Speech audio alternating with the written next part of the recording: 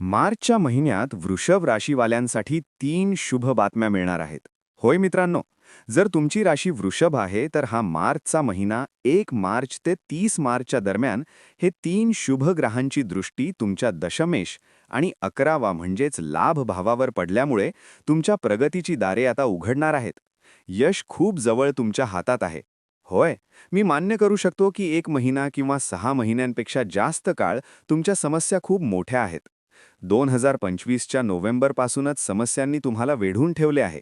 व्यापार, नोकरी, कुटुंब, ग्रहक्लेश या सगळ्या समस्या तुमच्या जेव्हा सप्तम हाऊसमध्ये या ग्रहांचे मिलन होत होते, तेव्हा या समस्या तुमच्या अधिक वाढताना दिसत होत्या. हळूहळू आता मार्चचा महिना आला आहे आणि या मार्चच्या महिन्यात 4 ग्रह अतिशय शुभ स्थानावर बसल्यामुळे वृषभ राशीवाल्यांसाठी प्रगतीची दारे आता उघडणार आहेत.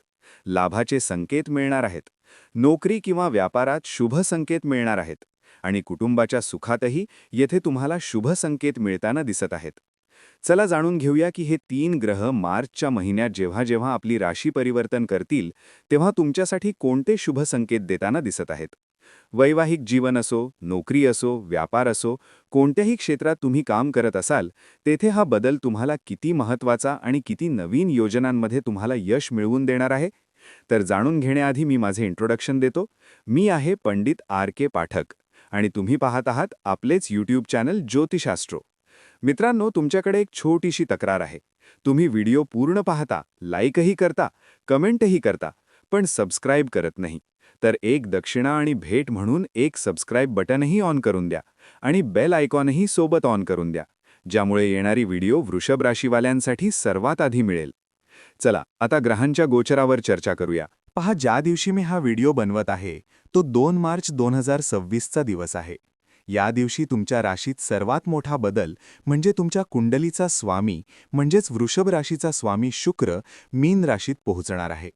आणि जेव्हा जेव्हा शुक्रदेव मीन राशीत पोहोचतात तेव्हा येथे ते उच्चाचे होतात.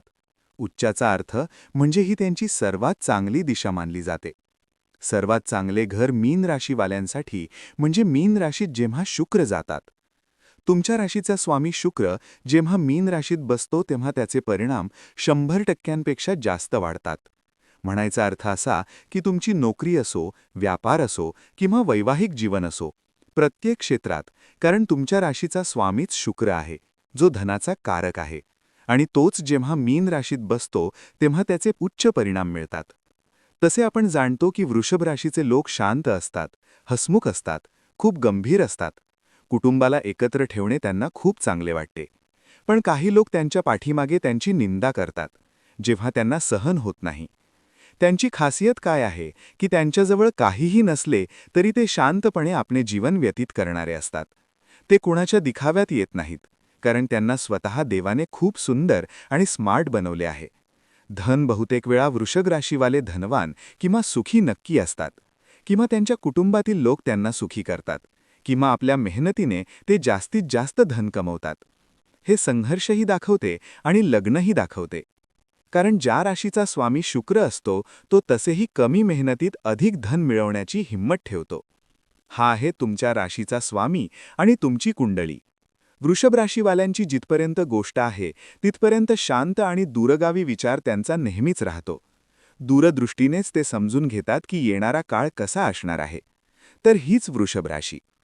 आता आपण ग्रहांच्या मूव्हमेंटबद्दल बोलूया की ग्रह म्हणजे मी सांगितले होते की 1 मार्च ते 30 मार्च दरम्यान 3 ग्रह असे आहेत जे तुमच्यासाठी खूप चांगले परिणाम घेऊन येणार आहेत. पहिला होता तुमच्या राशीचा स्वामी शुक्र, जो सध्या आपल्या मित्राच्या घरात म्हणजे शनीच्या घरात मीन राशीत विराजमान झाला आहे. जेव्हा जेव्हा शुक्र आणि शनी यांचे मिलन होते तेव्हा धनात जे उशीर होत होते, किंवा व्यापार असो किंवा नोकरी असो ज्यातून तुम्हाला धन कमवायचे आहे, किंवा जमीन, वाहन इत्यादीतून तुम्हाला लाभ मिळतो. तुमच्या राशीचा स्वामी शुक्र लाभ भावात बसला आहे. तर लाभ भावात जेव्हा शुक्र बसतो तेव्हा निश्चितच मार्चच्या महिन्यात तुम्हाला चांगले परिणाम देणारच आहे. आता पाहूया की 14 मार्चला पहिला एक संकेत झाला. दुसरा संकेत आहे की 14 मार्चला तुमच्या सुख आणि लाभ भावात सूर्यही पोहोचणार आहे. कुंडलीत सूर्याला एक म्हणजे नोकरी आणि पित्याचा कारक मानले जाते. तुमची पोझिशन काय आहे, गव्हर्नमेंट आहे की प्रायव्हेट, तुमची पोझिशन काय आहे ते सूर्यावर अवलंबून असते.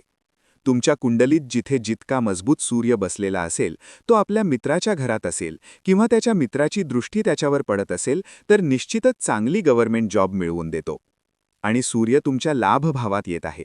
त्यामुळे जे तरुण मुले तयारी करत आहेत, परीक्षा देत आहेत, या मार्च महिन्यात मी असे म्हणू शकतो की तुम्ही 99% खूप चांगले परिणाम मिळवू शकता.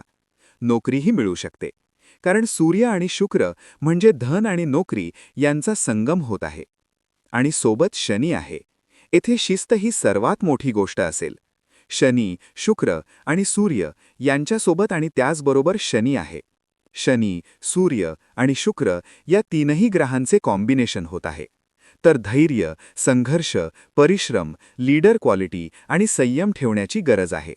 कारण येथे पुत्र आणि पित्याचे मिलनही होत आहे. कारण सूर्य आणि शनी एकत्र येत आहेत.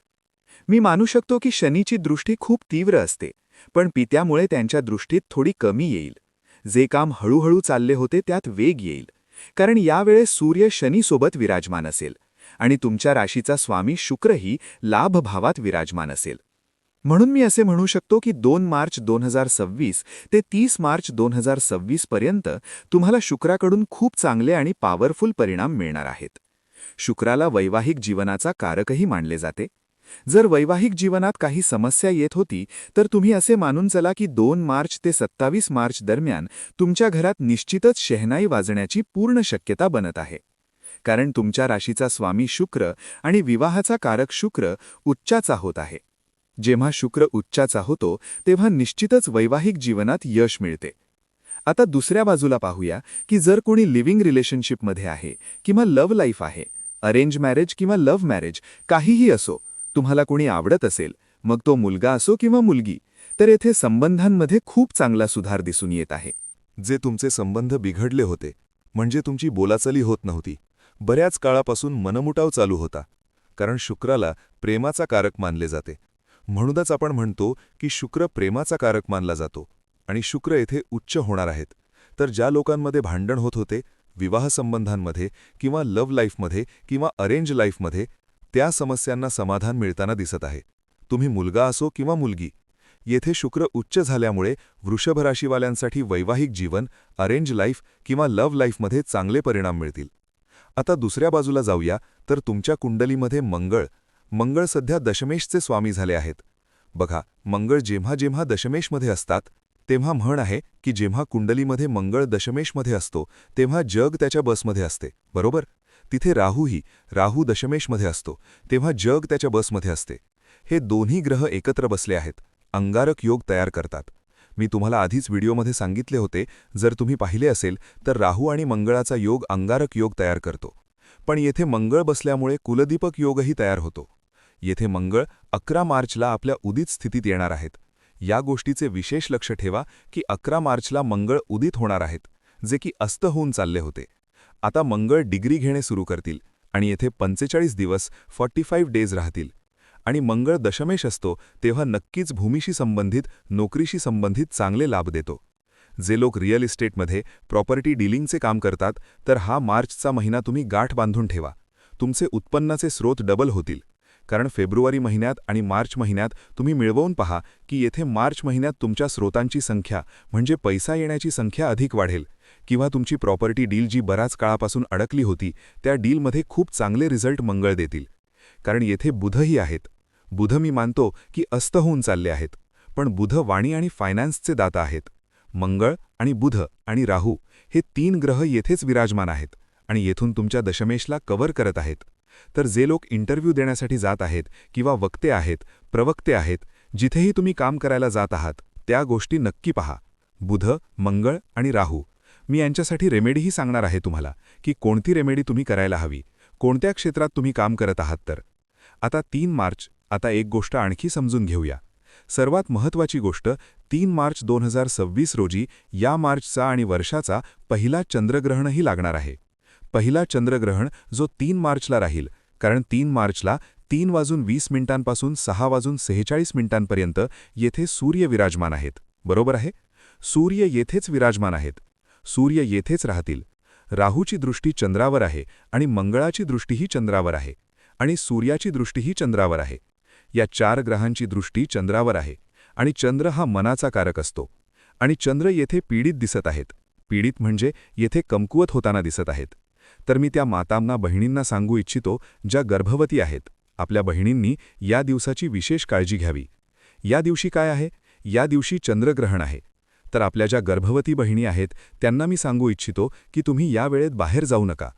3:20 6:46 या वेळेची विशेष काळजी घ्या. हे 3 मार्चला पडेल. जसे जसे महिना पुढे जाईल तसे हे 3 मार्चलाच राहील. या दिवशी थोडे सावध राहण्याची गरज आहे. आणि या वेळेत संकीर्तन करा, भगवानच्या नावांचा जप करा. आणि या पिरियडमध्ये 3 पासून आणि 6:20 तुमच्यावर चंद्रग्रहणाचा प्रभाव राहील. तर तुम्ही घरातच राहा. सूतक काल 9 तास आधी लागू होईल सकाळपासून. तर त्यावेळेत तुम्हाला जर भोजन करायचे असेल तर करून घ्या. जे काही काम करायचे असेल ते करून घ्या. पण भगवानची पूजा यावेळेत होत नाही. बरोबर आहे? या सूतक काळात भगवानचे पट बंद होतात. भगवानना पाहिलंही जात नाही. कारण भगवान यावेळेत पीडेमध्ये असतात. तर भगवानचे पट बंद करा, गेट बंद करा. लाईट जर पेटलेली असेल तुमच्या भगवानच्या खोलीत तर ती बंद करा, ऑफ करा. बरोबर आहे? या गोष्टी तुम्ही करून घ्या. आता तुम्ही पाहून घ्या की गुरुही येथे उदित होणार आहेत. कारण 16 मार्चपासून गुरु जे बराच काळापासून याबद्दल आपण बोलतच नव्हतो, गुरु येथे उदित होण्याच्या स्थितीत आहेत. आता हे गुरु काय आहे? 2 जूनला देखील आपली राशी बदलतील. तर आता मार्च, एप्रिल, मे आणि मग जून, तर हा खूप लांब काळ आहे. पण येथे गुरुचे उच्च होणे म्हणजेच उदित होणे कुठेतरी समस्या कमी करणारे आहे. धनभावात बसले आहेत तुमचे गुरु. तर मी मानू शकतो की भाग्यात जे मोठे परिणाम मिळवून देतात ते गुरु देतात. आणि गुरु आता उदित होणार आहेत कारण हे आत्तापर्यंत डाऊन चालू होते, अस्त अवस्थेत चालू होते. आता जे आहे अस्त अवस्थेत कोणताही ग्रह शुभ परिणाम देत नाही. जसे मंगळही अस्त होऊन चालू होते, बुधही अस्त होऊन चालू होते. गुरुही जे आहे वक्री होऊन आता उदित अवस्थेत येतील. जो कोणताही ग्रह डिग्रीनुसार पुढे जातो त्याचे परिणाम चांगले दिसतात. कारण राहू सध्या डिग्रीमध्ये बसला आहे आणि डिग्रीनुसार पुढे जात आहे. तर सर्वात चांगले परिणाम सध्या राहूचे मिळत आहेत. आता मंगळ आणि राहू येथे दोघे बसल्यामुळे तुम्हाला थोडे इल्युजन, भय निर्माण करतील. पण तुम्ही या गोष्टीतून बाहेर पडण्याचा प्रयत्न करा. कोणत्याही प्रकारच्या भयामुळे तुम्ही घाबरण्याचा प्रयत्न करू नका. कारण येथे मंगळ आणि राहूच्या योगामुळे थोडे इल्युजन, भय निर्माण करतील. कोणतेही काम तुमचे डिले होईल आणि किंवा अचानक थांबेल तर तुम्हाला थांबायचे, घाबरायचे नाही. आपले काम बंद करू नका. समान गतीने तुम्ही काम करत राहा, यश मिळेल. आता रेमेडी ऐका की तुम्हाला काय काय रेमेडी करायच्या आहेत या वेळेत, या महिन्यात. सर्वात पहिले तर तुमच्या राशीचा स्वामी शुक्र आहे जो उच्च होणार आहे. ही सर्वात महत्त्वाची बातमी आणि खुशखबर आहे तुमच्यासाठी. आणि येथे जर शक्य असेल तर तुमच्या राशीचा शुक्र जो मालकच शुक्र आहे, शुक्रदेव आहेत. तर तुम्ही काय करावे?